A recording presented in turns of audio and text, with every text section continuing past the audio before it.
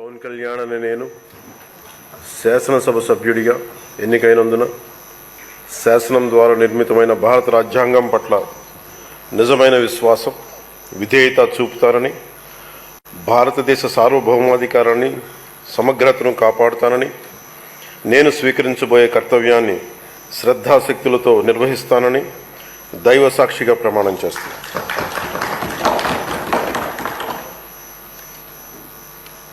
కొణిదెల పవన్ కళ్యాణ్ అనే నేను ఆంధ్రప్రదేశ్ శాసనసభ సభ్యుడైన కొణిదెల పవన్ కళ్యాణ్ అనే నేను సభా నియమాలకు కట్టుబడి ఉంటానని, వాటిని అనుసరిస్తానని, సభా మర్యాదలను పాటిస్తానని, సాంప్రదాయాలను గౌరవిస్తానని దైవ సాక్షిగా ప్రమాణం చేస్తాను.